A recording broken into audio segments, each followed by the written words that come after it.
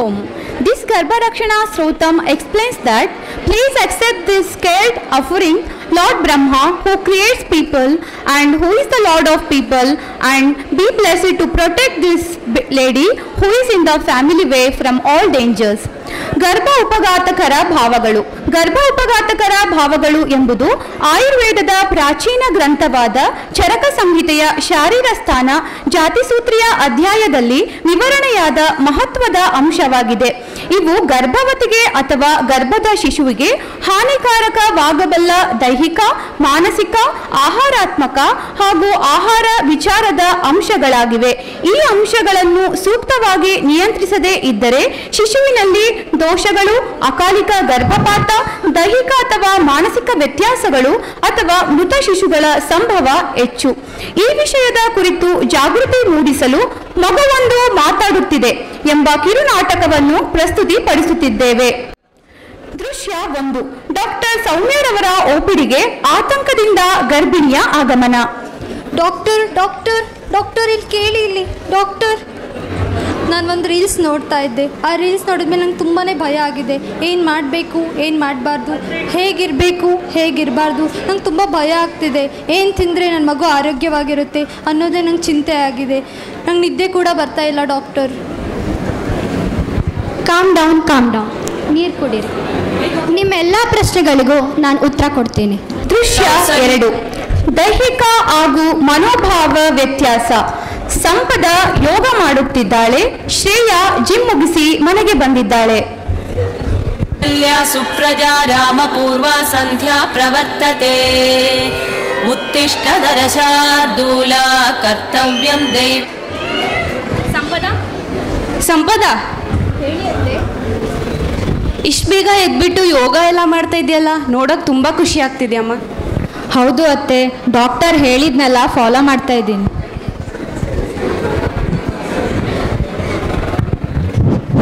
ಅತ್ತೆ, ನಾ 2 ಗಂಟೆ ಜಿಮ್ ಹೋಗಿ ಕಾರ್ಡಿಯೋ ಮಾಡಿ ಬಂದಿದ್ದೀನಿ. ಅದು ನಿಮಗೆ ಕಾಣ್ತಿಲ್ವಾ? ಅಯ್ಯೋ ದೇವ್ರೆ, 2 ಗಂಟೆ ಜಿಮ್ ಮಾಡಿದ್ಯಾ? ಈ ಥರ ಎಲ್ಲ ಆಯಸ್ ಪಡ್ಬಾರ್ದಮ್ಮ. ಈ ಕಂಡೀಷನಲ್ಲಿ ನಿನಗೆ ಮಗುಗೆ ಆರೋಗ್ಯಕ್ಕೆ ಒಳ್ಳೇದಲ್ಲ. ಅಲ್ಲಿ ನೋಡಲ್ಲಿ ಸಂಪಾದನೆ ನೋಡಿ ಕಲ್ಕೋಚೂರು. ಅದೇನು ಮಾಡ್ತಿರೋ ಹುಡುಗಿರು. ದೃಶ್ಯ 3. ಆಹಾರದ ಮಹತ್ವ ಹಾಗೂ ದಿಕ್ಕು ತಪ್ಪಿಸುವ ಅಂಶಗಳು.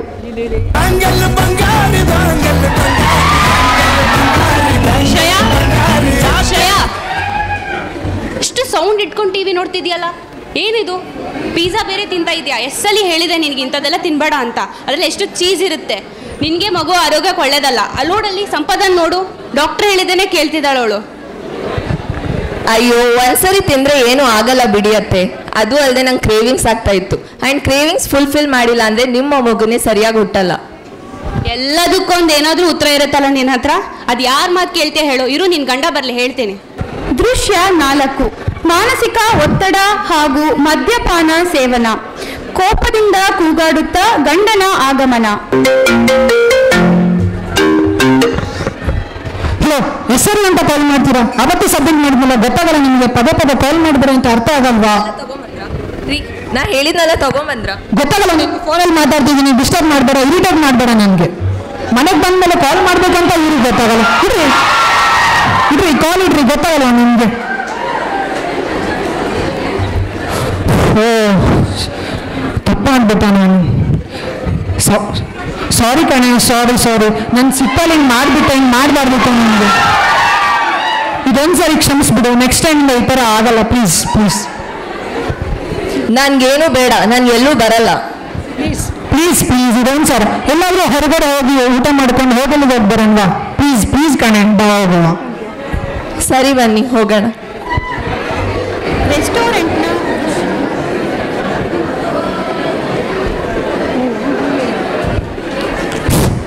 ತಗೋ, ನೀನೊಂದು ಟ್ರೈ ಮಾಡು, ಏನಾಗಲ್ಲ. ಅಯ್ಯೋ ಬೇಡ ರೀ, ಅತ್ತೆ ಬೈತಾರೆ. ಅಯ್ಯೋ, ನಮ್ಮ ಅಮ್ಮಂಗ ನಾನು ಹೆಂಗೋ ಹೇಳಿ ಮ್ಯಾನೇಜ್ ಮಾಡ್ಕೋತೀನಿ. ತಗೋ, ಒಂದು ಪೆಟ್ ತಗೋ, ಏನಾಗಲ್ಲ, ಟ್ರೈ ಮಾಡು. ತಗೋ.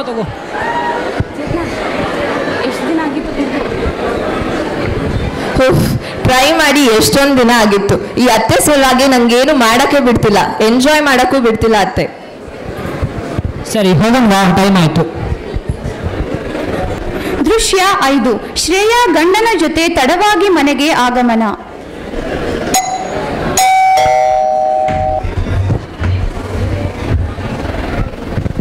ಟೈಮ್ ನೋಡಿದ್ದೀರಾ ಎಷ್ಟಾಗಿದೆ ಅಂತ? ಎಲ್ಲೋಗಿದ್ರಿ ಇಷ್ಟೊತ್ತು? ನಿಮ್ಗೇನು ಮಾಡೋಕ್ಕೆ ಕೆಲಸ ಇಲ್ವಾ? ಹೆಂಗೆ ಬೇಕು ಹಾಗೆ ಮಾಡ್ತೀರಲ್ಲ ಇಬ್ಬರು. ಅಲ್ಲಿ ಕುಡಿದು ಬೇರೆ ಬಂದಿದ್ದೀರಾ ಇಬ್ಬರು. ಅವಳಿಗೆ ಬುದ್ಧಿ ಇಲ್ಲ, ನಿಮ್ಗಾದ್ರೂ ಬುದ್ಧಿ ಬೇಡವಾ? ಆ ಸಂಪದನ್ನು ನೋಡು ಸ್ವಲ್ಪ, ಅವಳು ನೋಡಾದ್ರೂ ಕಲ್ತ್ಕೋ. ಎಷ್ಟು ಸರಿ ಹೇಳ್ಬೇಕು ನಿನಗೆ? ಯಾವಾಗ ನೋಡಿದ್ರು ಸಂಪದ ಅಂತಿರ್ತೀರಾ. ಅವಳಿಂದ ನಂಗೆ ಇಲ್ಲಿ ಮನೇಲಿ ಇರಕ್ಕೂ ಆಗ್ತಿಲ್ಲ, ಟಾರ್ಚರ್ ಅನ್ನಿಸ್ತಿದೆ. ಒಂದ್ ಕ್ಷಣ ಆದ್ರೂ ನೆಮ್ಮದಿಯಿಂದ ಇರಕ್ ಬಿಡಿ ನಂಗೆ. ಅಲ್ಲಮ್ಮ, ಹೇಳೋದ್ ಮಾತು ಕೇಳು. ಕೆಲವು ದಿನಗಳ ನಂತರ ಈ ಇಬ್ಬರು ತಾಯಂದಿರ ದೈಹಿಕ ಹಾಗೂ ಮಾನಸಿಕ ಆಚರಣೆಗಳಿಂದ ಮಕ್ಕಳಿಗೆ ಆಗುತ್ತಿರುವ ಪರಿಣಾಮವನ್ನು ಅವರ ಧ್ವನಿಯಿಂದಲೇ ಕೇಳು. ಎಲ್ಲವೂ ಶಾಂತವಾಗಿದೆ. ಪ್ರತಿದಿನ ನೀವು ಬೆಳಗ್ಗೆ ಮಾಡುವ ಯೋಗ ಹಾಗೂ ಪ್ರಾಣಾಯಾಮದಿಂದ ನನ್ನ ಉಸಿರಾಟ ಮೃದುವಾಗುತ್ತಿದೆ. ಆದ್ದರಿಂದ ನಿಮ್ಮ ಹೃದಯ ಬಡಿತವೂ ಮೃದುವಾಗಿದೆ. ಅದು ನನ್ನನ್ನು ಶಾಂತಗೊಳಿಸುತ್ತಿದೆ. ಅಮ್ಮ, ನೀವು ನನಗೆ ಹಸಿವಾಗದಂತೆ ಹಣ್ಣು, ತರಕಾರಿ, ಶುದ್ಧ ಆಹಾರ ಸೇವಿಸುತ್ತಿದ್ದೀರಿ. ಅದು ನನಗೆ ಪೋಷಣೆ ನೀಡುತ್ತಿದೆ. ನೀವು ಕೇಳುವ ಮೃದುವಾದ ಸಂಗೀತ ಹಾಗೂ ಕೀರ್ತನೆಗಳನ್ನು ನಾನು ಆಲಿಸುತ್ತಿದ್ದೇನೆ. ಅದು ನನ್ನನ್ನು ನಿದ್ರೆಗೆ ಜಾರಿಸುತ್ತಿದೆ. ನಾನು ಸುರಕ್ಷಿತವಾಗಿದ್ದೇನೆ ಎಂಬ ಭರವಸೆ ನನಗಿದೆ. ನಾನು ನಿಮ್ಮನ್ನು ಭೇಟಿ ಮಾಡಲು ಕಾಯುತ್ತಿದ್ದೇನೆ. ಶ್ರೇಯಾ, ಆದರೆ ಇಲ್ಲಿ ಎಲ್ಲವೂ ಅಶಾಂತವಾಗಿದೆ. ಪ್ರತಿದಿನ ನೀವು ಮಾಡುವ ಜಿಮ್ ಕಾರ್ಡಿಯೋದಿಂದ ನನ್ನ ಉಸಿರಾಟ ಏರುಪೇರು ಆಗುತ್ತಿದೆ. ನನಗೆ ಉಸಿರಾಡಲು ಕಷ್ಟವಾಗುತ್ತಿದೆ. ನಿನಗೆ ಹಸಿವಾದಾಗ ನೀವು ತಿನ್ನುವ ಪಿಜ್ಜಾ ಬರ್ಗರ್ನಿಂದ ನನಗೆ ಯಾವ ಪೋಷಣೆಯೂ ಸಹ ಸಿಗುತ್ತಿಲ್ಲ. ನೀವು ಜೋರಾದ ಸೌಂಡಿನಲ್ಲಿ ನೋಡುವ ಟಿವಿ ಶೋನಿಂದಾಗಿ ನಾನು ನಿದ್ದೆ ಮಾಡಲು ಆಗುತ್ತಿಲ್ಲ. ನಾನು ನಿಮ್ಮನ್ನು ಭೇಟಿ ಮಾಡುತ್ತೇನೋ ಇಲ್ಲವೋ ಎಂಬ ಪ್ರಶ್ನೆ ನನಗೆ ಕಾಡುತ್ತಿದೆ. ನಾನು ನಿಮ್ಮಿಂದ ದೂರ ಹೋಗುತ್ತಿದ್ದೇನೆ.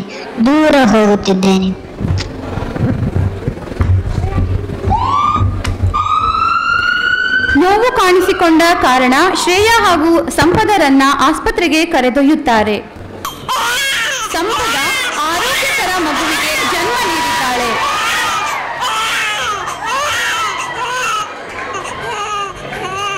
ಆದರೆ ಇನ್ನೊಂದು ಕಡೆ ಶ್ರೇಯಾ ತನ್ನ ಮಗುವನ್ನು ಕಳೆದುಕೊಂಡು ಶೋಕದಲ್ಲಿದ್ದಾಳೆ. ಅವಳ ಗಂಡ ಅವಳಿಗೆ ಸಾಂತ್ವನ ನೀಡುತ್ತಿದ್ದಾನೆ.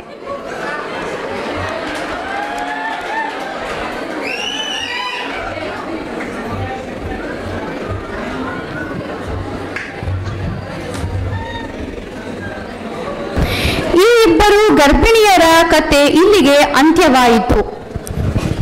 ದೃಶ್ಯ 1ರಲ್ಲಿ ಡಾಕ್ಟರ್ ಸೌಮ್ಯರವರು ಗರ್ಭಿಣಿಗೆ ಮಾರ್ಗದರ್ಶನ ನೀಡುತ್ತಿರುವ ದೃಶ್ಯ ಮುಂದುವರಿಯುತ್ತಿದೆ. ಇಷ್ಟೊತ್ತು ನೀವು ನಾನು ಅನುಭವಿಸಿದ ಕಥೆಯನ್ನು ನಾನು ಕೇಳಿದ್ರಲ್ಲ, ಅದರಿಂದ ನಿಮಗೆ ಗೊತ್ತಾಗಿದೆ ಯಾವುದನ್ನು ಮಾಡಬೇಕು ಅಥವಾ ಯಾವುದನ್ನು ಮಾಡಬಾರ್ದು ಅಂತ. ಸಂಪದ ಮಾಡಿರುವ ಎಲ್ಲ ಆಚರಣೆಗಳಿಂದ ಅವಳು ಆರೋಗ್ಯಕರವಾದ ಮಗುವಿಗೆ ಜನ್ಮ ನೀಡಿದ್ದಾಳೆ. ಹಾಗೆ ನೀವು ಅದೇ ರೀತಿ ಎಲ್ಲವನ್ನು ಪಾಲಿಸಿ, ಯಾವುದೇ ರೀತಿಯ ತೊಂದರೆ ಆಗೋದಿಲ್ಲ. ಓಕೆ, ನಮ್ಮ ಪ್ರಪಂಚದಲ್ಲಿ ಮಾದಕ ವಸ್ತುಗಳ ದುರುಪಯೋಗ ಮತ್ತು ಅಕ್ರಮ ಸಾಗಣೆಯ ವಿರುದ್ಧ ಇವತ್ತು ದಿನಾಚರಣೆಯನ್ನು ಆಚರಣೆ ಮಾಡ್ತಾ ಇದ್ದೀವಿ. ಆಲ್ರೆಡಿ ನಮ್ಮ ಸಿಟಿಯಲ್ಲಿ, ದಾವಣಗೆರೆ ಸಿಟಿಯಲ್ಲಿ ನಮ್ಮ DC ಮತ್ತು SP ಸಾಹೇಬರು ಮತ್ತು IG ಸಾಹೇಬರು ಅದನ್ನ ಚಾಲನೆ ನೀಡಿದ್ದಾರೆ. ಚಾಲನೆ ನೀಡಿದಲ್ಲಿ ನಮ್ಮ ರೇಣುಕಾ ಮಂದಿರದಲ್ಲಿ ಆಲ್ರೆಡಿ ಪ್ರೋಗ್ರಾಮ್ಗಳು ನಡೀತಿದೆ. ಅದು ಪ್ರೋಗ್ರಾಮ್ ನಡೀತಿದ್ದರಿಂದ ಇಲ್ಲಿ ಆರಂಭ ಮಾಡೋಕ್ಕೆ ಮೇಡಮರು ಸಹ ಹೇಳಿದ್ದಾರೆ. ಈ ದಿನ ಒಂದೇ ದಿನ ಈ ಮಾದಕ ವಸ್ತುಗಳ ದಿನಾಚರಣೆ ಆಗದೆ 365 ದಿನಗಳನ್ನು ಆಚರಣೆ ಮಾಡಬೇಕು ಅಂತ ಈ ದಿನದ ಒಂದು ಶೋಕ ಆರಾಧನೆ ಮಾಡ್ತಾ ಇದೆ.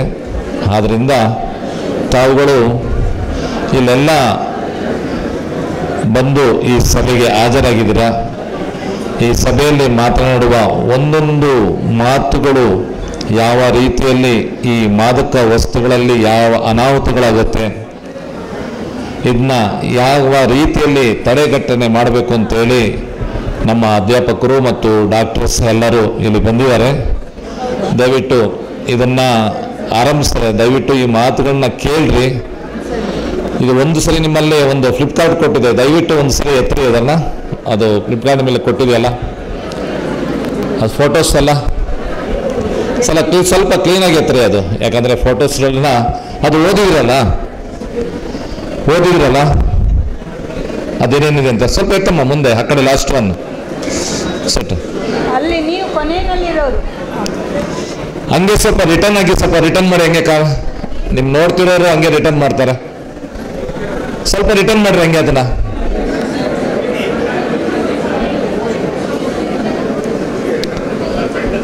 ಓಕೆ, ಹೇಗೆ ಮತ್ತೆ ಮುಂದೆ ಮುಂದೆ ತೋರಿಸಿರಲ್ಲ, ಮುಂದೆ ನೋಡಿರಲ್ಲ, ಹಿಂದೆ ಇದಲ್ಲ ನೋಡಿರಲ್ಲ.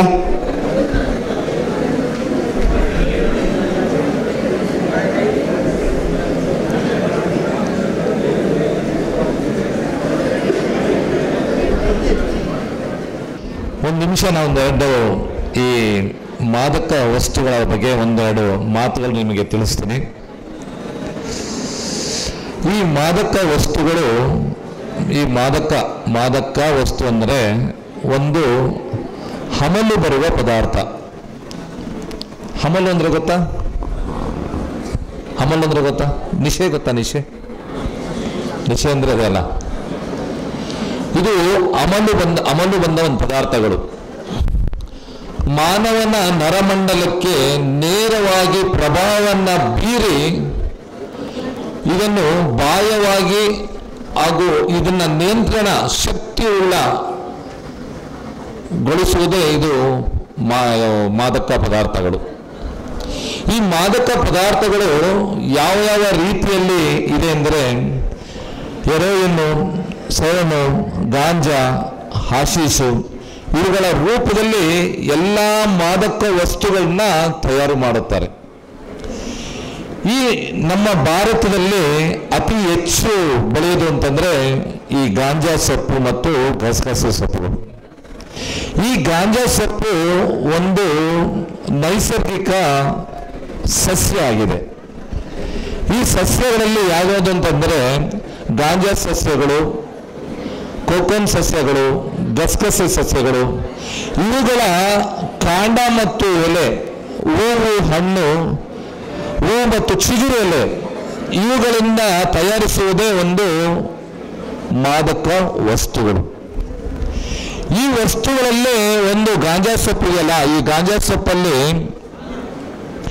2-3 ವಾರಗಳಲ್ಲಿ ಆಳವಾಗಿ ಬೇರ್ಗೂಡಿ ಅದರಿಂದ ಬರುವ ಒಂದು ಕಚ್ಚಾ ವಸ್ತುಗಳು ಇದನ್ನೆಲ್ಲ ಶುದ್ಧೀಕರಿಸ್ತಾರೆ. ಶುದ್ಧೀಕರಿಸಾದ್ಮೇಲೆ ಕಚ್ಚಾ ವಸ್ತು ಒಂದು ಅಂಟು ರೂಪದಲ್ಲಿ ತೆಗೆಯದೆ ಆಶೀಸ್ ಪದಾರ್ಥ ಅಂತ ಒಂದು ಗಾಂಜಾ.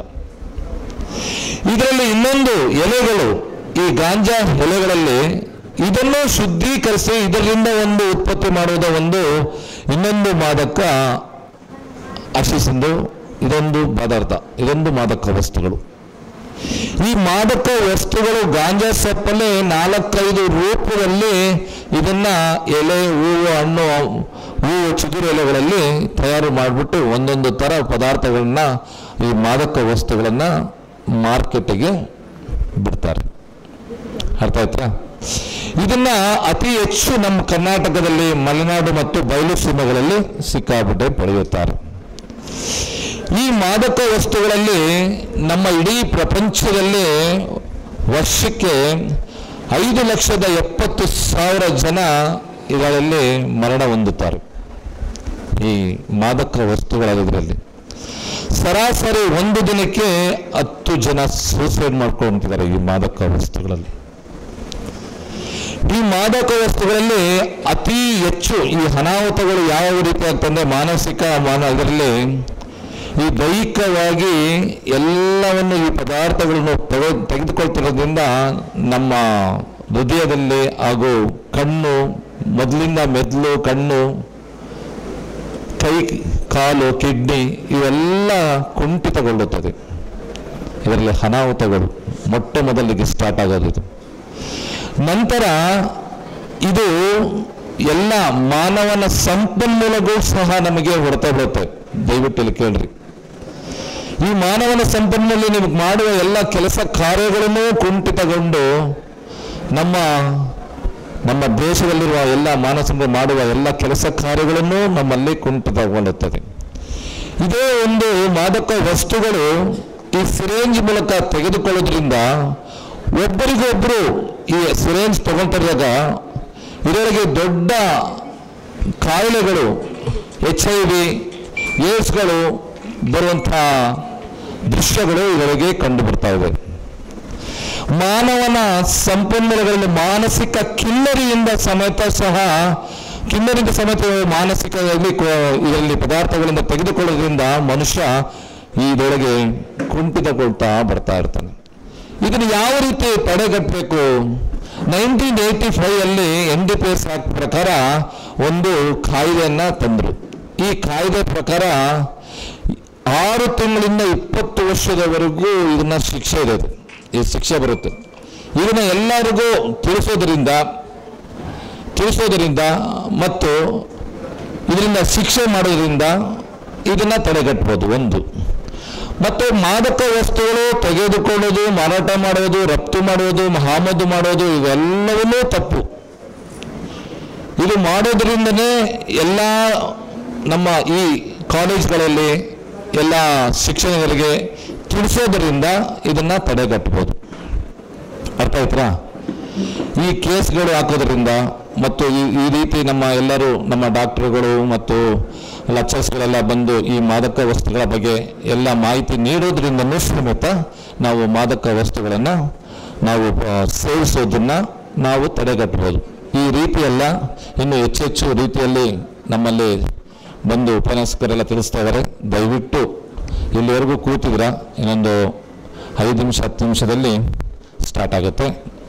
ನಾನು ನಮ್ಮ ದಾವಣಗೆರೆ ಗ್ರಾಮಾಂತರ ಪೊಲೀಸ್ ಸ್ಟೇಷನ್ನಿಂದ, ಯಾಕಂದರೆ ನಮ್ಮ ಠಾಣಾ ಸರಹದ್ದು ಇರೋದರಿಂದ, ನಮ್ಮ ತಪೋವನ ಠಾಣಾ ಸರಹದ್ದು ಇರೋದರಿಂದ ನಾವು ಈ ಸಭೆಗೆ ನಾವು ಭಾಗವಹಿಸಿದ್ವಿ. ಆದ್ದರಿಂದ ತಾವೆಲ್ಲ ಕೂತು ಒಳ್ಳೆ ರೀತಿಯಲ್ಲಿ ಕೇಳಿ, ನೆಕ್ಸ್ಟ್ ಅದಕ್ಕೆ ಕ್ವಶನ್ಸ್ ಎಲ್ಲ ಇರ್ತವೆ. ಆ ಕ್ವಶನ್ಸ್ಗೆ ನೀವು ಕೇಳಿದ್ರೆ ಅದಕ್ಕೆ ಎಲ್ಲರೂ ಆನ್ಸರ್ ಮಾಡ್ತಾರೆ. ಓಕೆನಾ? Thank you.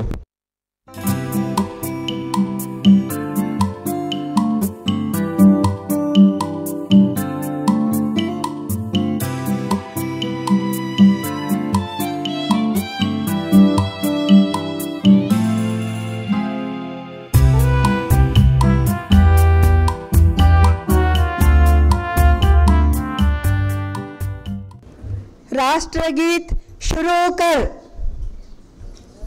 जनगण मन अधिनायक जय हे भारत भाग्य विधाता, पंजाब सिंध गुजरात मराठा द्राविड़ उत्कल बंगा, विंध्य हिमाचल यमुना गंगा उच्चल जलधि तरंगा, तव शुभ नामे जागे, तव शुभ आशीष मांगे, गाहे तव जय गाथा, जनगण मंगलदायक जय हे भारत भाग्य विधाता, जय हे जय हे जय हे जय जय जय जय हे।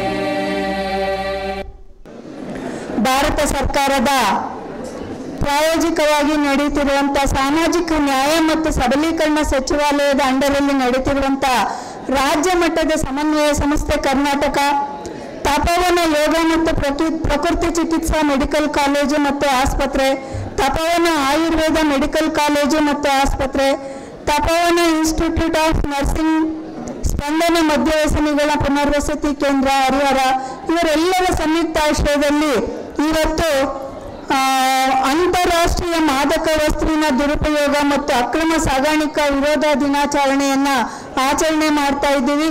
ಈ ಒಂದು ಕಾರ್ಯಕ್ರಮವನ್ನು ಪ್ರಾರ್ಥನೆಯೊಂದಿಗೆ ಪ್ರಾರಂಭ ಮಾಡೋಣ. ಪ್ರಾರ್ಥನೆಯನ್ನು ನಮ್ಮ ಕಾಲೇಜಿನ ವಿದ್ಯಾರ್ಥಿಗಳು ನಡೆಸ್ಕೊಡ್ತಾರೆ. ಎಲ್ಲರೂ ನಿಂತ್ಕೊಂಡು ಸಾಮೂಹಿಕವಾಗಿ ಪ್ರಾರ್ಥನೆಯನ್ನ ಮಾಡೋಣ. ರಚನಾ ಮತ್ತು ಸಂಗಡಿಗರು ವೇದಿಕೆ ಮೇಲೆ ಬರಬೇಕು. ಹಾಗೂ ಎಲ್ಲರೂ ಇಲ್ಲಿ ನಿಂತಿರೋರೆಲ್ಲರೂ ನಿಂತ್ಕೊಂಡು ಪ್ರಾರ್ಥನೆಯನ್ನ ಮಾಡೋಣ. ವಕ್ರತುಂಡ ಮಹಾಕಾಯ ಸೂರ್ಯಕೋಟಿ ಸಮಪ್ರಭಾ ನಿರ್ವಿಘ್ನಂ ಗುರು ಮೇ ದೇವಾ ಸರ್ವಕಾರ್ಯೇಷು ಸರ್ವದಾ. ಓಂ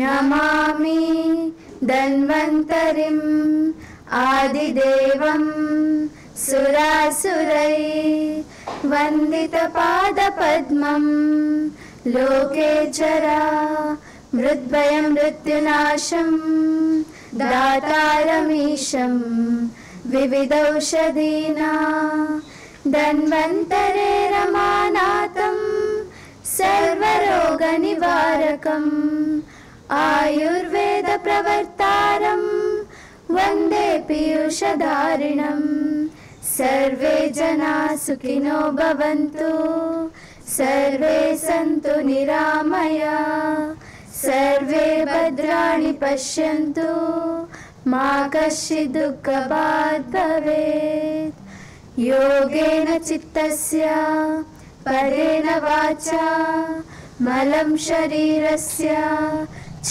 वैद्यकेन योपाकरोतं प्रवरं मुनीनां पतञ्जलिं प्राञ्जलिराळतोऽस्मि आबाहुपुरुषाकारं शङ्खचक्रासिधारिणं सहस्रशिरसं श्वेतं प्रणमामि पतञ्जलिम्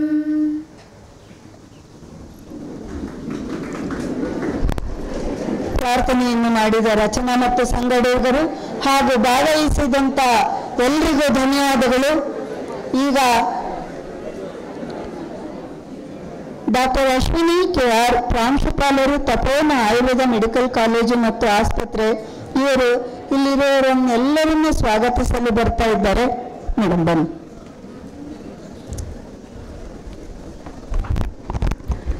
ಎಲ್ಲರಿಗೂ ನಮಸ್ಕಾರ. ರಾಜ್ಯ ಮಟ್ಟದ ಸಮನ್ವಯ ಸಂಸ್ಥೆ ಕರ್ನಾಟಕ ತಪೋವನ ಸಮೂಹ ಸಂಸ್ಥೆ ಇವರ ಸಂಯುಕ್ತ ಆಶ್ರಯದಲ್ಲಿ ಅಂತಾರಾಷ್ಟ್ರೀಯ ಮಾದಕ ವಸ್ತುವಿನ ವಿರೋಧಿ ದಿನಾಚರಣೆ 2025ರ ಪ್ರಯುಕ್ತ ಮಾದಕ ವಸ್ತುವಿನ ವ್ಯಸನವನ್ನು ತಡೆಗಟ್ಟುವ ಕುರಿತು ಕಾರ್ಯಾಗಾರ ಇಂದು ನಾವು ಏರ್ಪಡಿಸಿದ್ದೇವೆ. ಕಾರ್ಯಕ್ರಮದ ಉದ್ಘಾಟನೆಯನ್ನು ನೆರವೇರಿಸಲು doctor BR Ravikante Gowda, inspector general of police ಪೂರ್ವ ವಲಯ ದಾವಣಗೆರೆ ಇವರು ಆಗಮಿಸಿರುತ್ತಾರೆ. ಇವರನ್ನು ಸ್ವಾಗತಗೊಳಿಸಲು ಡಾಕ್ಟರ್ ಶಿಲ್ಪಾ ಮೇಡಮ್ ಇವರನ್ನು ನಾನು ಪ್ರಾರ್ಥಿಸುತ್ತೇನೆ. ಮೇಡಮ್ ದಯವಿಟ್ಟು ಬಂದು ಸರ್ನ ವೆಲ್ಕಮ್ ಮಾಡ್ಕೊಳ್ಳಿ. ತಪೋವನದ ಪರವಾಗಿ ನಿಮಗೆ ಸ್ವಾಗತ ಸರ್. ಮುಖ್ಯ ಅತಿಥಿಯಾಗಿ ಶ್ರೀಮತಿ ಉಮಾ ಪ್ರಶಾಂತ್, ಪೊಲೀಸ್ ವರಿಷ್ಠಾಧಿಕಾರಿಗಳು ದಾವಣಗೆರೆ ಇವರು ಸಹ ಬಂದಿದ್ದಾರೆ. ಇವರಿಗೆ ಸ್ವಾಗತ ಕೋರಲು ನಾನು ಡಾಕ್ಟರ್ ಅನಿತಾ ಮೇಡಮ್ ಅವ್ರನ್ನ ಪ್ರಾರ್ಥಿಸುತ್ತೇನೆ. Welcome you ma'am.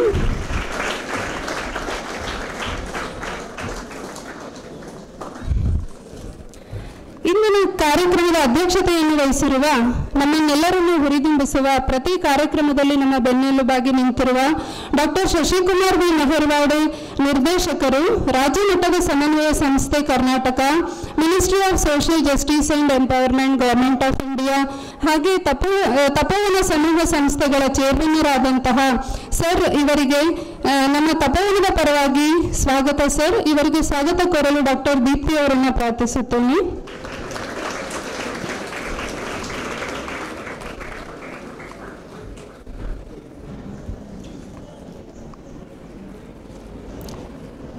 ಮತ್ತೋರ್ವ ಅತಿಥಿಗಳು ಡಾಕ್ಟರ್ KK ಪ್ರಕಾಶ್, ಜಿಲ್ಲಾ ವಿಶೇಷ ಚೇತನರ ಹಾಗೂ ಹಿರಿಯ ನಾಗರಿಕರ ಸಬಲೀಕರಣಾಧಿಕಾರಿಗಳು ದಾವಣಗೆರೆ ಇವರನ್ನು ಸ್ವಾಗತಿಸಲು ಡಾಕ್ಟರ್ ಸಲಾಂ ಸರ್ ಇವರನ್ನು ಪ್ರಾರ್ಥಿಸುತ್ತೇನೆ. ನಿಮಗೂ ಸಹ ಸ್ವಾಗತ ಸರ್.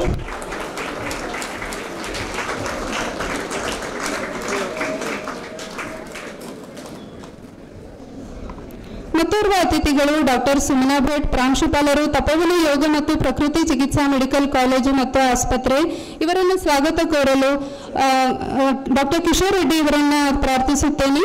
Welcome you ma'am.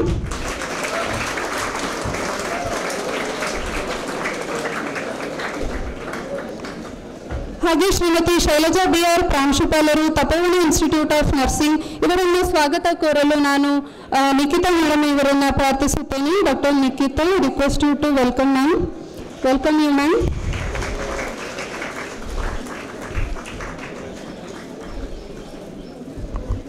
ಹಾಗೆ ಇಂದಿನ ಕಾರ್ಯಕ್ರಮಕ್ಕೆ ಆಗಮಿಸಿರುವಂತಹ ವಿವಿಧ ವಲಯದ ಪೊಲೀಸ್ ಅಧಿಕಾರಿಗಳು, NGO ಕಾರ್ಯಕರ್ತರು, ಮಾಧ್ಯಮ ವೃಂದದವರು, ಪತ್ರಕರ್ತರು, ಸಾಧಕರು, ವಿದ್ಯಾರ್ಥಿಗಳು ಹಾಗೆ ವಿವಿಧ ಫಲಾನುಭವಿಗಳು ಎಲ್ಲರನ್ನೂ ಸ್ವಾಗತಿಸುತ್ತಾ ನನ್ನ ಸ್ವಾಗತ ಭಾಷಣ ಮುಗಿಸ್ತೇನೆ. ಧನ್ಯವಾದಗಳು.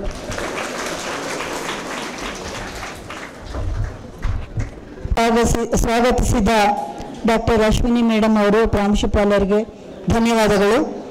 ಈಗ ಕಾರ್ಯಕ್ರಮದ ಉದ್ಘಾಟನೆ ನಮ್ಮ ಜಿಲ್ಲೆಯ ಇನ್ಸ್ಪೆಕ್ಟರ್ ಜನರಲ್ ಆಫ್ ಪೊಲೀಸ್ ಆಗಿರುವಂಥ ಡಾಕ್ಟರ್ BR ರವಿಕಾಂತೇಗೌಡರು ಹಾಗೂ ಉಳಿದ ಅತಿಥಿಗಳೆಲ್ಲರೂ ಸೇರಿ ಈ ಒಂದು ಕಾರ್ಯಕ್ರಮದ ಉದ್ಘಾಟನೆಯನ್ನು ಮಾಡಬೇಕು ಅಂತ ಹೇಳಿ ಕೇಳ್ಕೊಳ್ತಾ ಇದ್ದೀನಿ.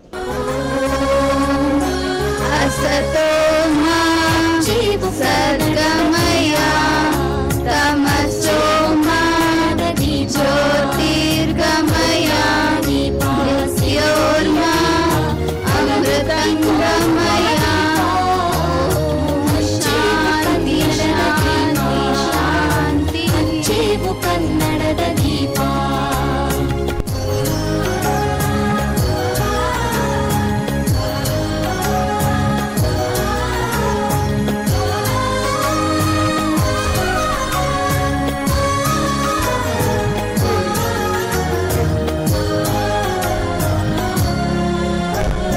ಈ ಕಾರ್ಯಕ್ರಮದ ಸಂಪನ್ಮೂಲ ವ್ಯಕ್ತಿಗಳಾದಂತಹ Shri Vasanth HC, police inspector, cyber economics, narcotics crime ಇವರು ಸಹ ಬಂದಿರುತ್ತಾರೆ. ಇವರಿಗೂ ಸಹ ಸ್ವಾಗತ. ಕಾರ್ಯಕ್ರಮದ ಉದ್ಘಾಟನೆ ಮಾಡಿರುವಂಥ ಡಾಕ್ಟರ್ BR ರವಿಕಾಂತೇಗೌಡರು ಹಾಗೂ ಎಲ್ಲ ಅತಿಥಿಗಳಿಗೆ ಧನ್ಯವಾದಗಳು. ಈ ದಿನ ನಾವೆಲ್ಲರಿಗೂ ಗೊತ್ತಿರೋ ಹಾಗೆ ನಾವಿಲ್ಲಿ ಸೇರಿರುವಂಥದ್ದು ಮಾದಕ ವ್ಯಸನ ಮುಕ್ತ ಸಮಾಜವನ್ನು ನಿರ್ಮಾಣ ಮಾಡುವಂಥದ್ದು, ಸದಾಚಾರವನ್ನು ಬಲಪಡಿಸುವಂಥದ್ದು. ಅದಕ್ಕೋಸ್ಕರ ಈ ದಿನವನ್ನು ಆಚರಿಸಲಾಗ್ತಾ ಇದೆ. 1987ರಲ್ಲಿ ಡಿಸೆಂಬರ್ 7ನೇ ತಾರೀಕು ವಿಶ್ವಸಂಸ್ಥೆಯ ಸಾಮಾನ್ಯ ಸಭೆಯಲ್ಲಿ ಜೂನ್ 26 ಅಂತಾರಾಷ್ಟ್ರೀಯ ಮಾದಕ ವಸ್ತುಗಳ ದುರುಪಯೋಗ ದಿನ ಎಂದು ಘೋಷಿಸಲಾಯಿತು. ಅಂದಿನಿಂದ ಕೂಡ ಎಲ್ಲ ದೇಶಗಳಲ್ಲಿ ಈ ಒಂದು ಮಾದಕ ವ್ಯಸನ ಮುಕ್ತ ಜಗತ್ತನ್ನು ನಿರ್ಮಾಣ ಮಾಡೋದಕ್ಕೆ ಅಂತ ಹೇಳಿ ಈ ಕಾರ್ಯಕ್ರಮವನ್ನು ನಡೆಸ್ತಾ ಬಂದಿದ್ದೀವಿ.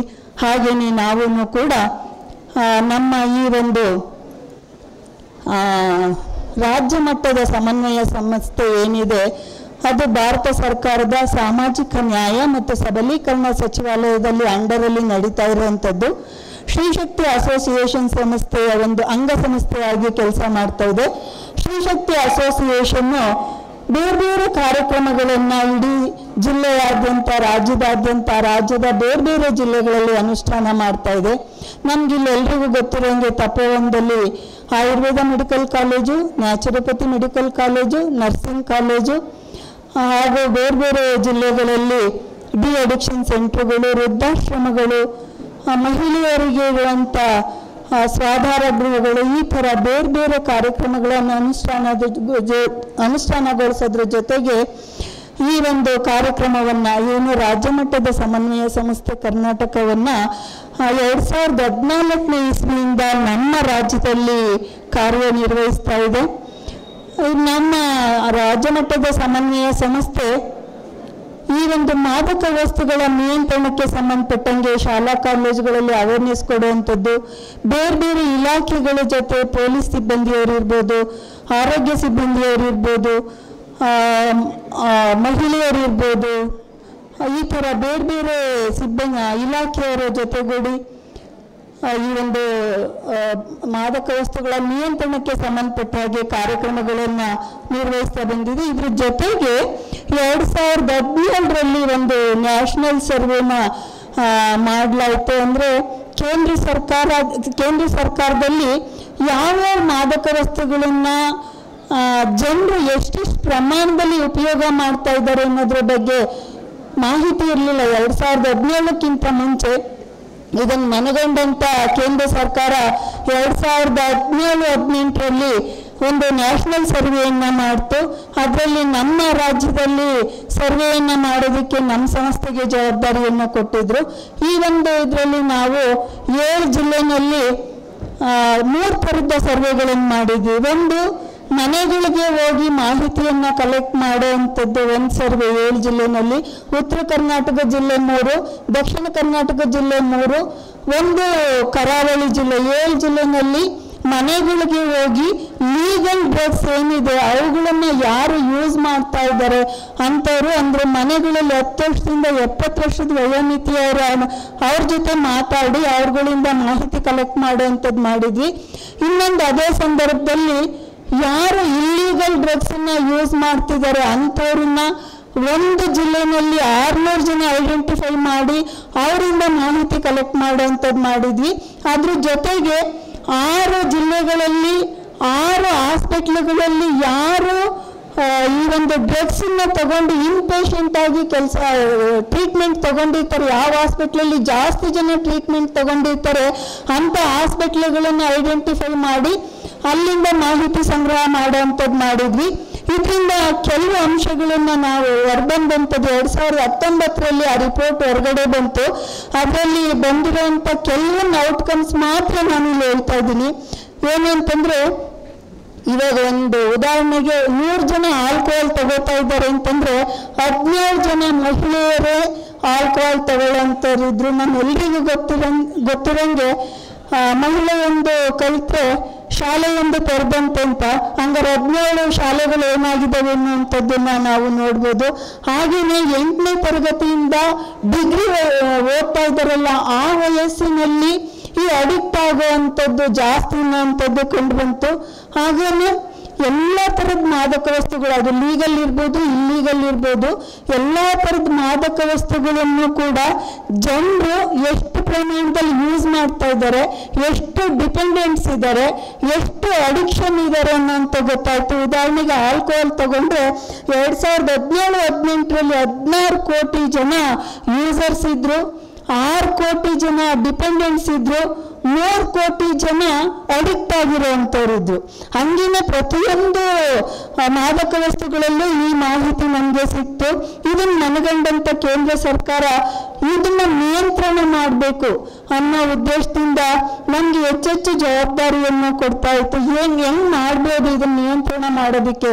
ಅಟ್ಲೀಸ್ಟ್ ನಾವು ನಶಮುಕ್ತ ಅಂತ ಹಾಕ್ಕೊಂಡಿದ್ದೀವಿ, ನಶಮುಕ್ತ ಮಾಡ್ಲಿಕ್ಕೆ ಸಾಧ್ಯ ಇಲ್ಲದೆ ಇರ್ಬೋದು, ಬಟ್ ಪ್ರಿವೆನ್ಷನ್ ಮಾಡ್ಬೋದು ಅನ್ನೋ ದೃಷ್ಟಿಯಿಂದ ಏನೇನೆಲ್ಲ ಮಾಡ್ಬೋದು ಅಂತ ಅನ್ನೋದನ್ನ ಇದು ಮಾಡ್ತಾ ನಮಗೆ ಜನರಿಗೆ ಅವೇರ್ನೆಸ್ ಕೊಡುವಂಥದ್ದು, ಕೌನ್ಸಿಲಿಂಗ್ ಮಾಡುವಂಥದ್ದು, ಜನರಿಗೆ ಎಜುಕೇಟ್ ಮಾಡುವಂಥದ್ದು, ಮತ್ತು ಯಾರಾದ್ರೂ ಅಡಿಕ್ಟ್ ಆಗಿರೋವಂಥವ್ರಿದ್ರೆ ಅವ್ರನ್ನ ಐಡೆಂಟಿಫೈ ಮಾಡಿ ಹೆಲ್ತ್ ಪ್ರೊವೈಡರ್ಸ್ ಏನಿರ್ತಾರೆ ಅವ್ರಿಗೆ ರೆಫರ್ ಮಾಡುವಂಥದ್ದು ಮಾಡೋದ್ರಿಂದ ನಮ್ಮ ದೇಶದಲ್ಲಿ ಮಾದಕ ವಸ್ತುಗಳನ್ನು ಉಪಯೋಗ ಮಾಡೋದನ್ನ ನಿಯಂತ್ರಣ ಮಾಡ್ಬೋದು ಅನ್ನೋ ಒಂದು ಉದ್ದೇಶದಿಂದ ಈ ಒಂದು 4 ವರ್ಷದಿಂದ ನಾವು ನಶಮುಕ್ತ ಭಾರತ ಅಂತ ಹೇಳಿ ಅಭಿಯಾನವನ್ನ ಪ್ರಾರಂಭ ಮಾಡ್ತು.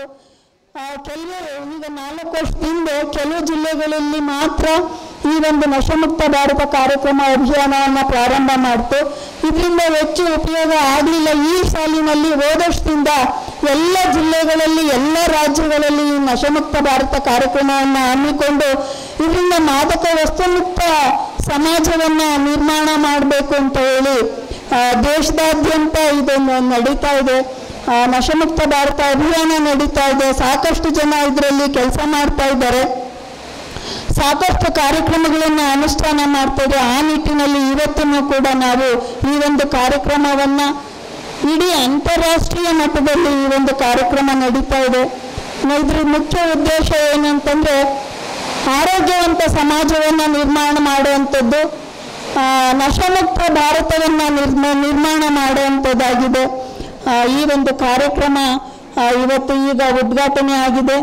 ನಂತರ ಅತಿಥಿಗಳು ಇದಕ್ಕೆ ಸಂಬಂಧಪಟ್ಟಾಗೆ ಮಾತಾಡ್ತಾರೆ. ನಾವು ಇದಕ್ಕೆ ಸಂಬಂಧಪಟ್ಟಂಗೆ ಕೆಲವು ಕಾಂಪಿಟೇಷನ್ಸನ್ನು ಮಾಡಿದ್ವಿ, ಅದಕ್ಕೆ ಬಹುಮಾನ ವಿತರಣೆ ಮಾಡುವಂಥದ್ದು ಇರುತ್ತೆ. ಆಮೇಲೆ ಒಂದು ಪ್ರತಿಜ್ಞಾ ವಿಧಿ ಬೋಧನೆ ಇರುತ್ತೆ. ಇಷ್ಟೆಲ್ಲ ಆದಮೇಲೆ ವಂದನಾರ್ಪಣೆ ಮತ್ತು ನಮ್ಮ ಮಕ್ಕಳಿಂದ ಕಿರುನಾಟಕ ಪ್ರದರ್ಶನ ಇರುತ್ತೆ. ಎಲ್ಲದೂ ಆದಮೇಲೆ ಊಟದ ವ್ಯವಸ್ಥೆ ಇರುತ್ತೆ. ಇಷ್ಟು ಇವತ್ತಿನ ಕಾರ್ಯಕ್ರಮ ಇರುತ್ತೆ. ತಾವೆಲ್ಲರೂ ಪಾಲ್ಗೊಂಡು ಇದರಲ್ಲಿ ಸಕ್ರಿಯವಾಗಿ ಪಾಲ್ಗೊಳ್ಬೇಕು. ಎಲ್ಲ ಯೋಚಿಸಿದ್ದೀವಿ ನಾವು. ಸಮಾಜ ನಮ್ಮಿಂದ ಮುಂದುವರಿಬೇಕು. ನಾವು ಉತ್ತಮ ಸಮಾಜವನ್ನು, ಆರೋಗ್ಯವಂತ ಸಮಾಜವನ್ನು ನಿರ್ಮಾಣ ಮಾಡಬೇಕು ಅಂತ ಆಶಯ ಇಟ್ಕೊಂಡಿದ್ದೀವಿ. ತಾವೆಲ್ಲರೂ ನೆರವೇರಿಸ್ತೀರಿ ಅಂತ ಅಂದ್ಕೊಂಡಿದ್ದೀನಿ. ಈ ಒಂದು ಕಾರ್ಯಕ್ರಮವನ್ನು ಉದ್ಘಾಟನೆ ಮಾಡಿರುವಂಥ ನಮ್ಮ ಡಾಕ್ಟರ್ BR ರವಿಕಾಂತೇಗೌಡ ಸರ್ ಅವರು ಎಲ್ಲರನ್ನು ಉದ್ದೇಶಿಸಿ ಮಾತಾಡಬೇಕು ಅಂತ ಹೇಳಿ ಕೇಳ್ಕೊಳ್ತಾ ಇದ್ದೀನಿ. ಈ ಕಾರ್ಯಕ್ರಮಕ್ಕಿಂತ ಮುಂಚೆ ನಾವೆಲ್ಲರೂ ಹೈಸ್ಕೂಲ್ ಮಕ್ಕಳನ್ನ ಉದ್ದೇಶಿಸಿ ಮಾತನಾಡಿ ಬಂದ್ವಿ. ಹೈಸ್ಕೂಲು ಕಾಲೇಜ್ ಮಕ್ಕಳನ್ನ ಇಲ್ಲಿ ಸ್ವಲ್ಪ ಜಾಸ್ತಿ ಗಲಾಟೆ ಇದೆ, ಅಲ್ಲಿ ಮಕ್ಕಳು ಸೈಲೆಂಟಾಗಿ ಕೂತಿದ್ರು. ದಟ್ ಪೋರ್ಷನ್ ಪಾಪ ಅವರೆಲ್ಲ ಕಾಯ್ತಾ ಇದ್ದಾರೆ, ನೋಡ್ತಾ ಇದ್ದಾರೆ. ನೀವು ಮಾತಾಡ್ತಾನೆ ಇದ್ರಿ. ಅವರು ಸರ್ವೆ ಬೇರೆ ಹೇಳಿದ್ರು.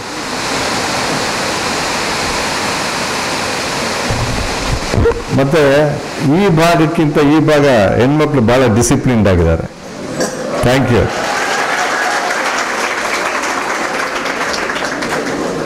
ಇಡೀ ಕಾರ್ಯಕ್ರಮನೇ ನಮ್ಮ ಶಶಿಧರ್ ಅವರು ಏರ್ಪಡಿಸಿರೋದು ನಿಮಗೋಸ್ಕರ. ಕರೆಕ್ಟ್ ಶಶಿಧರ್? ನಿಮಗೋಸ್ಕರ.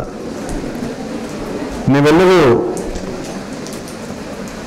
ವೈದ್ಯಕೀಯ ಕ್ಷೇತ್ರಕ್ಕೆ ಸಂಬಂಧಿಸಿದಂತಹ ವಿದ್ಯಾರ್ಥಿಗಳು ಒಂದಲ್ಲ ಒಂದು ರೀತಿಯಲ್ಲಿ. ಅಂದರೆ ದೇಹದ ಆರೋಗ್ಯವನ್ನು ಕಾಪಾಡಿಕೊಳ್ಳುವಂಥದ್ದು ಮತ್ತು ಆಯುರ್ವೇದದಲ್ಲಿ ದೇಹದ ಆರೋಗ್ಯದಕ್ಕೂ ಮತ್ತು ಮನಸ್ಸಿನ ಆರೋಗ್ಯಕ್ಕೂ ನೇರವಾದ ಸಂಬಂಧ ಇದೆ ಅಂತ ಹೇಳ್ತಾರೆ. ಸತ್ಯನಾ ಮೇಡಮ್? ಅಂದರೆ ಮನಸ್ಸನ್ನು ಚೆನ್ನಾಗಿ ಆರೋಗ್ಯವಾಗಿ ಇಟ್ಕೊಂಡ್ರೆ ದೇಹದ ಆರೋಗ್ಯವನ್ನು ಕೂಡ ಚೆನ್ನಾಗಿ ಕಾಪಾಡ್ಕೊಳ್ಬಹುದು. ಒಂದು ಸಮಗ್ರವಾದ ಆರೋಗ್ಯ ಶಿಕ್ಷಣ, ಆರೋಗ್ಯದ ಪರಿಕಲ್ಪನೆ ಏನಾದರೂ ಇದ್ದರೆ ನಮ್ಮ ಆಯುರ್ವೇದದಲ್ಲಿ. ಈ ಹಿನ್ನೆಲೆಗಳಿಗೆ ಅವರು ಕಾರ್ಯಕ್ರಮವನ್ನು ರೂಪಿಸಿದ್ದಾರೆ. ನೀವೆಲ್ಲರೂ ಸಮಾಜದ ದೈಹಿಕ ಮತ್ತು ಮಾನಸಿಕ ಆರೋಗ್ಯವನ್ನು ಕಾಪಾಡಬಲ್ಲಂಥವರು ಅನ್ನುವ ಕಾರಣಕ್ಕೆ ಇದನ್ನು ministry of social justice and empowerment government of India ಜೊತೆ ಸೇರಿ ರಾಜ್ಯ ಮಟ್ಟದ ಸಮನ್ವಯ ಸಂಸ್ಥೆ ಕರ್ನಾಟಕ ಮತ್ತು ಇಲ್ಲಿಯ ಸಂಸ್ಥೆ ತಪೋವನ ಇವೆಲ್ಲರೂ ಸೇರಿ ಏರ್ಪಡಿಸಿರುವ ಈ ಸಮಾರಂಭದಲ್ಲಿ ನಮ್ಮ ಜೊತೆ ವೇದಿಕೆ ಮೇಲಿರತಕ್ಕಂಥ ಮತ್ತು ಅಧ್ಯಕ್ಷತೆಯನ್ನು ವಹಿಸಿರ್ತಕ್ಕಂತಹ ಡಾಕ್ಟರ್ ಶಶಿಕುಮಾರ್ ಅವರೇ, ನಮ್ಮ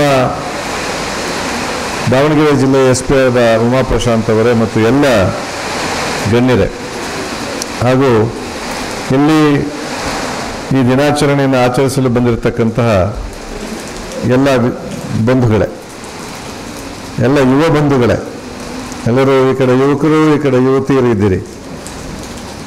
ಎಲ್ಲೇ ಹೋಗಲಿ ಒಂದು ಬಹಳ ಸಂತೋಷದ ಸಂಗತಿ ಅಂದರೆ 50ಕ್ಕಿಂತ ಹೆಚ್ಚು ಭಾಗ ಹೆಣ್ಮಕ್ಳಿರ್ತಾರೆ. ಯಾವುದೇ ಕಾಲೇಜು, ಶಾಲೆ, ಮೆಡಿಕಲ್ ಕಾಲೇಜ್ ಎಲ್ಲೇ ಹೋಗಲಿ, ಇಲ್ಲೂ ಅಷ್ಟೇ. ಬಹುಶಃ ಇವ್ರಿಗಿಂತ ಸಂಖ್ಯೆ ಸ್ವಲ್ಪ ಜಾಸ್ತಿ ಇವ್ರದೇ ಇದ್ದಾಗಿದೆ. ಇವ್ರು ಹೇಳಿದ್ರು ಮಾತನಾಡ್ತಾ, ಹೆಣ್ಣೊಂದು ಕಲಿತರೆ ಶಾಲೆಯೊಂದು ತೆರೆದಂತೆ ಅಂತ. ಯಾವ ಸಮಾಜದಲ್ಲಿ ಹೆಣ್ಮಕ್ಳು ಹೆಚ್ಚು ಎಜುಕೇಟ್ ಆಗ್ತಾರೆ ಆ ಸಮಾಜ ಬಹಳ ಸುಭಿಕ್ಷವಾಗಿರುತ್ತೆ. ಈ ದಿವಸದ ಕಾರ್ಯಕ್ರಮವನ್ನು ನಾನು ಅತ್ಯಂತ ವಿಸ್ತಾರವಾಗಿ ನಿಮಗೆ ವಿವರಿಸಿ ಹೇಳೋಕ್ಕೆ ಹೋಗೋದಿಲ್ಲ. ಯಾಕಂದರೆ ನೀವೆಲ್ಲರೂ ಈಗಾಗಲೇ ಈ ಸಂಬಂಧ ಪೇಂಟಿಂಗನ್ನು ರಚನೆ ಮಾಡಿದ್ದೀರಿ. ಇಲ್ಲಿ ಪೇಂಟಿಂಗ್ ಡಿಸ್ಪ್ಲೇ ಕೂಡ ಇದೆ, ಬಹುಮಾನ ಕೂಡ ವಿತರಣೆ ಮಾಡ್ತಾರೆ.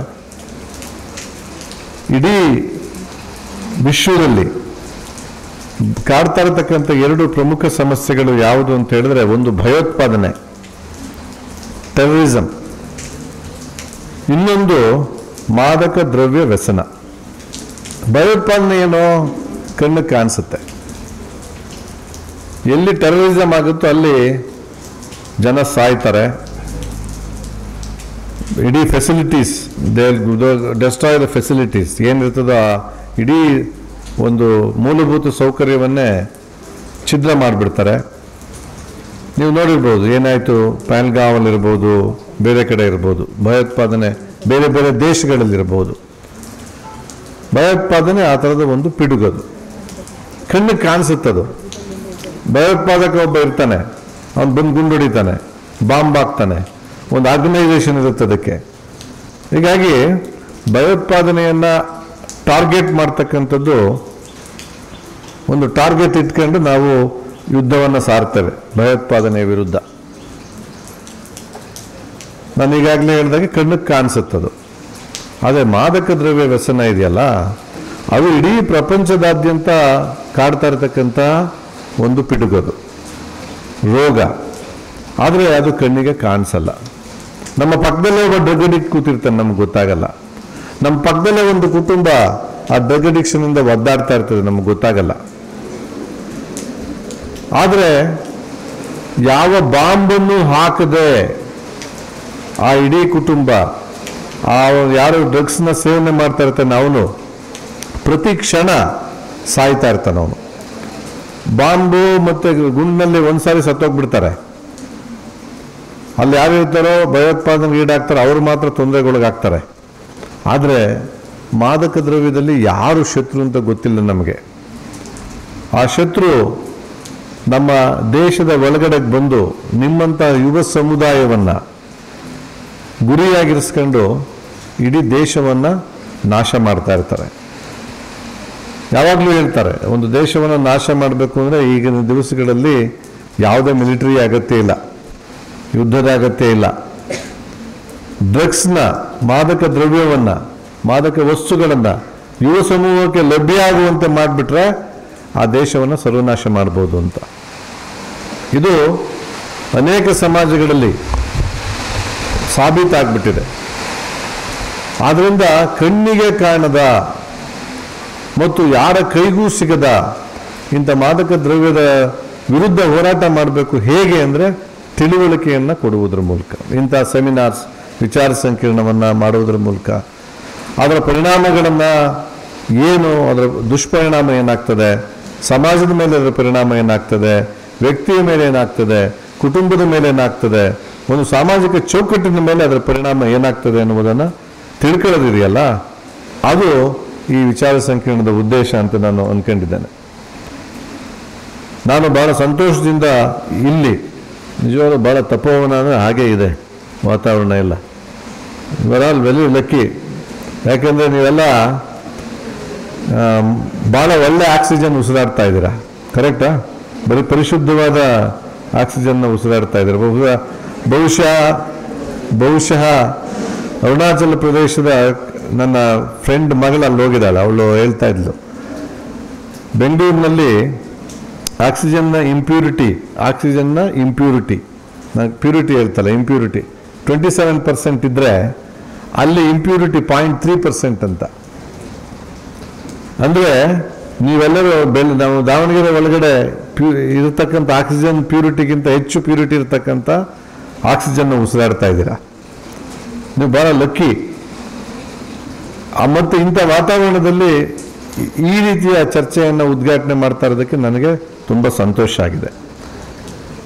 ನಾನು ಹೇಳೋದಿಷ್ಟೇ, ನೀವೆಲ್ಲರೂ ನಾನು ಈಗಾಗಲೇ ಹೇಳಿದಾಗೆ ವೈದ್ಯಕೀಯ ಕ್ಷೇತ್ರದ ಯಾವುದಾದ್ರೂ ಒಂದು ಕೆಲಸವನ್ನು ಮಾಡ್ತಾ ಇರ್ತೀರ.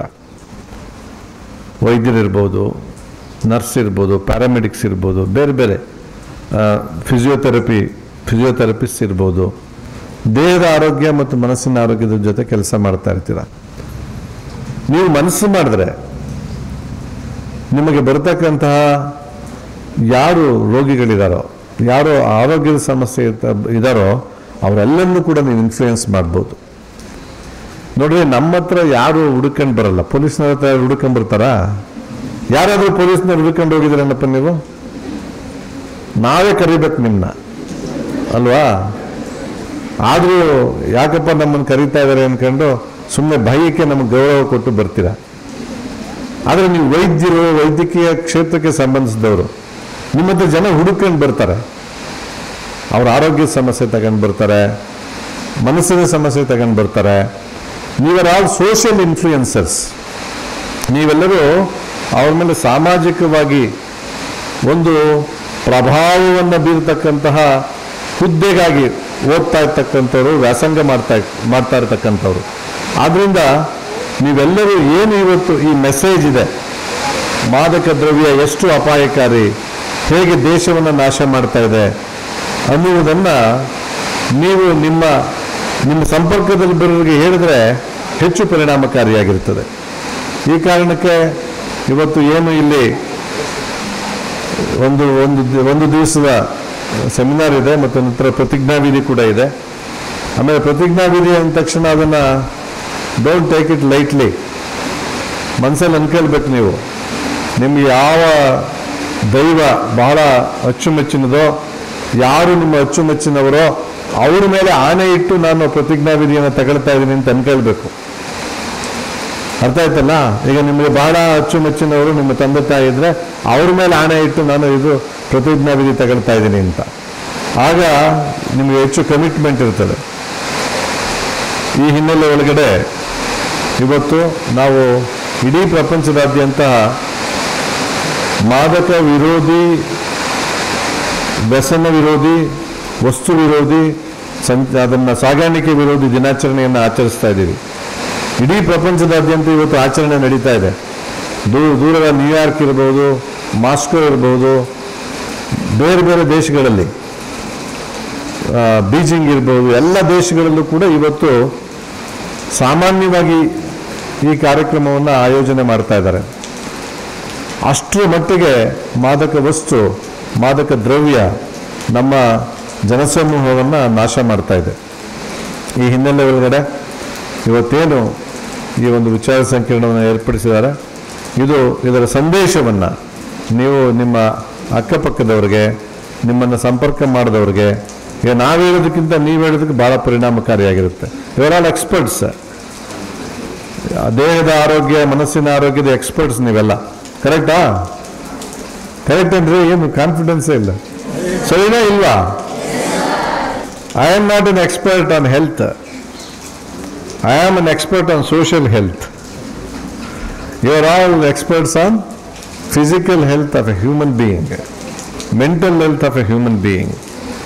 ಆದ್ದರಿಂದ ನೀವು ಹೇಳಿದ್ರೆ ಅದಕ್ಕೆ ಜಾಸ್ತಿ ಬೆಲೆ, ಹೆಚ್ಚು ವೆಯ್ಟ್ ಇರ್ತದೆ. ಡಾಕ್ಟರ್ ಹೇಳ್ತಾ ಇದ್ದಾರೆ, ನಮ್ಮ ನರ್ಸ್ ಹೇಳ್ತಾ ಇದ್ದಾರೆ, ನನ್ನ ಟ್ರೀಟ್ ಮಾಡ್ತಾ ಇರ್ತಕ್ಕಂಥವ್ರು ಹೇಳ್ತಾ ಇದ್ದಾರೆ ಅಂತೇಳಿ ಹೆಚ್ಚು ಬೆಲೆ ಇರ್ತದೆ ಅದಕ್ಕೆ. ಈ ಹಿನ್ನೆಲೆ ಒಳಗಡೆ ಈ ಸಂದೇಶವನ್ನು ನೀವೆಲ್ಲ ಕಡೆ ತೆಗೆದುಕೊಂಡೋಗಿ ಮತ್ತು ಸ್ವತಃ ಈ ಡ್ರಗ್ ಅಬ್ಯೂಸ್ಗೆ ಒಳಗಾಗದಿರಿ ಅಂತ ಹೇಳ್ತಾ, ನಿಮ್ಮ ಡಾಕ್ಟರ್ ಶಶಿಧರ್ ಮೆಹರ್ವಾಡಿಯವರು ಇದನ್ನು ನನಗೆ ಬಹಳ ವರ್ಷದಿಂದ ಪರಿಚಯ. ಅವರು 2.25 ದಶಕ ಆಯಿತಾ, 25 ವರ್ಷದಿಂದ ಪರಿಚಯ ಅವರು ನನಗೆ. ನಾನು ಹುಬ್ಬಳ್ಳಿಯಲ್ಲಿ DCP ಆಗಿದ್ದಾಗಿಂದಲೂ ಪರಿಚಯ. ಈ ಹಿನ್ನೆಲೆ ಒಳಗಡೆ ಅವರು ಈ ಒಂದು ಸುಂದರ ಪರಿಸರದಲ್ಲಿ ಇದನ್ನು ಆಯೋಜನೆ ಮಾಡಿದ್ದಾರೆ. ಈ ಸಂದೇಶ ಎಲ್ಲ ಕಡೆ ಹೋಗಲಿ, ಭಾರತ ಇಡೀ ಪ್ರಪಂಚದಲ್ಲಿ ವ್ಯಸನ ಮುಕ್ತ ರಾಷ್ಟ್ರವಾಗಲಿ. ಯಾವ ದೇಶ ವ್ಯಸನ ಮುಕ್ತ ರಾಷ್ಟ್ರ ಆಗ್ತದೋ ಅದು ಪ್ರಗತಿಶೀಲ ರಾಷ್ಟ್ರ ಆಗ್ತದೆ. ಇಲ್ಲ ಅಂದರೆ ಯಾದವರದು ಕಲಹ ಗೊತ್ತಲ್ಲ, ಯಾದವಿ ಕಲಹ ಅಂತ ಹೇಳ್ತಾರೆ, ಗೊತ್ತಾ ನಿಮಗೆ? ಗೊತ್ತೇನ್ರಿ? ಮಹಾಭಾರತದಲ್ಲಿ ಗೊತ್ತಿಲ್ಲ. ಯಾದವರು ಮಹಾಭಾರತ ಯುದ್ಧ ಆದಮೇಲೆ ಅವರು ಬಹಳ ಸುಭಿಕ್ಷತೆ ಬಂದ್ಬಿಡುತ್ತೆ ಸಮಾಜಕ್ಕೆ. ಸುಭಿಕ್ಷತೆ ಬಂದರೆ ಏನು ಮಾಡೋದು? ಸಂಪತ್ತು ಜಾಸ್ತಿ ಬಂದರೆ ಏನು ಮಾಡ್ತಾರೆ ಜನ? ಕುಡಿಯೋದು, ತಿನ್ನೋದು, ಮೋಜು ಮಾಡೋದು ಜಾಸ್ತಿ ಆಗುತ್ತೆ. ಅವರು ಒಂದು ಸಮುದ್ರದ, ದ್ವಾರಕೆಯ ಸಮುದ್ರದ ತಡಿಯಲ್ಲಿ, ಭಾಳ ಮುಖ್ಯವಾದ ಕಥೆ ಇದು. ಮಹಾಭಾರತ ಏನು ಹೇಳ್ತದೆ ಅಂತ ಹೇಳ್ತೀವಲ್ಲ, ಭಾಳ ಮುಖ್ಯವಾದ ಕಥೆ ಇದು. ಯಾದವರೆಲ್ಲ ಸೇರ್ಕೊಳ್ತಾರಲ್ಲಿ. ಅದೇನು ಬರೀ ಕುಡಿಯುವುದು, ತಿನ್ನುವುದು, ಮೋಜು ಮಾಡುವುದು. ಕುಡಿತಾರೆ. ಸಣ್ಣ ವಿಷಯಕ್ಕೆ ಜಗಳ ಶುರುವಾಗುತ್ತೆ. ಎಲ್ಲ ರಾಜಾದಿರಾಜರು, ಮಹಾರಾಜರು, ಶ್ರೀಕೃಷ್ಣ, ಸಾಕ್ಷಾತ್ ಶ್ರೀಕೃಷ್ಣ ಇರ್ತಾನೆ, ಯಾರ ಮಾತನ್ನು ಕೇಳಲ್ಲ ಅವರು. ಯಾಕಂದ್ರೆ ಸಿಕ್ಕಾಬಟ್ಟೆ ಕುಡಿದಿರ್ತಾರೆ, ಮಾದಕ ದ್ರವ್ಯವನ್ನು ಸೇವನೆ ಮಾಡಿರ್ತಾರೆ. ಅವರು ಕೈಗೆ ಸಿಕ್ಕಿದ್ದು ಒಡೆದಾಡಿ ಬೆಳೆದಾಡಿ ಎಲ್ಲರೂ ಪರಸ್ಪರ ದ್ವಾರಕೆಯ ಸಮುದ್ರದ ದಂಡೆಯಲ್ಲಿ ಸತ್ತೋಗ್ಬಿಡ್ತಾರೆ ಅವರು.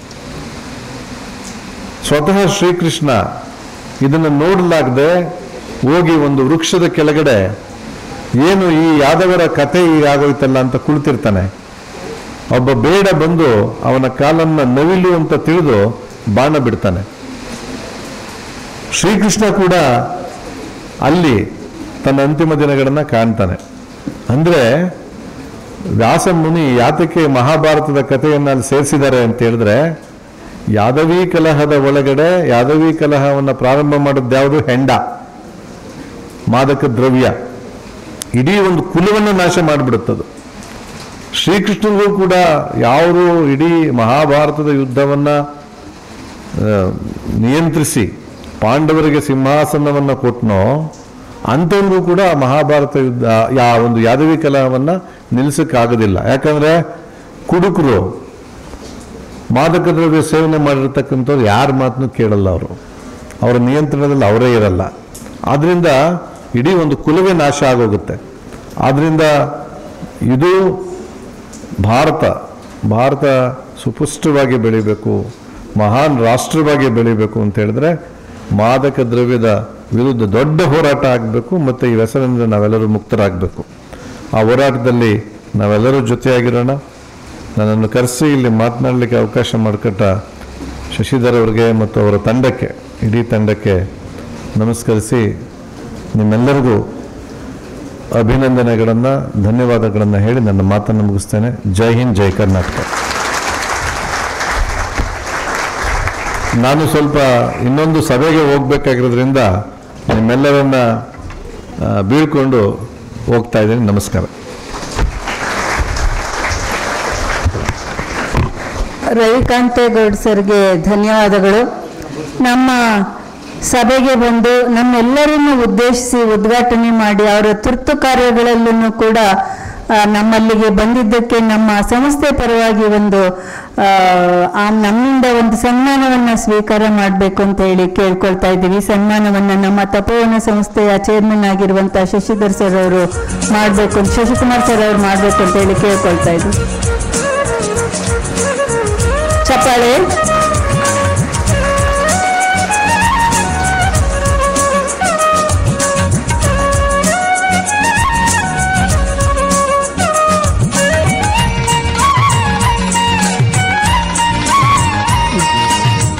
ಧನ್ಯವಾದಗಳು. ತಪೋವನ ಹೆಸರೇ ಹೇಳುವಂತೆ ತಪಸ್ಸು ಮಾಡುವ ಸ್ಥಳ. ಕಾಯಿಲೆಯಿಂದ ದೇಹದ ಸ್ವಾಸ್ಥ್ಯ ಕಳೆದುಕೊಂಡು ಬರುವ ಮನಸ್ಸುಗಳು ಇಲ್ಲಿ ತಪಸ್ಸು ಮಾಡಿ ತಮ್ಮ ದೇಹದ ಕೊಳೆಯನ್ನು ತೊಳೆಯುವುದರ ಜೊತೆಗೆ ಎಲ್ಲಾ ಸಮಸ್ಯೆಗಳನ್ನು ವಾಸಿ ಮಾಡಿಕೊಳ್ಳುವ ತಪೋಭೂಮಿ ಈ ತಪೋವನ. ಆರೋಗ್ಯಪೂರ್ಣ ದಾವಣಗೆರೆಯ ಜೊತೆಗೆ ಇಡೀ ವಿಶ್ವವೇ ಉತ್ತಮ ಆರೋಗ್ಯವನ್ನ ಹೊಂದಬೇಕೆನ್ನುವುದು ಡಾಕ್ಟರ್ ಶಶಿಕುಮಾರ್ ಅವರ ಕನಸಾಗಿದೆ. ನಕ್ಷತ್ರ ಟಿವಿ ಲೋಕಲ್ ನ್ಯೂಸ್, ಇದು ನಿಮ್ಮದೇ ಧ್ವನಿ.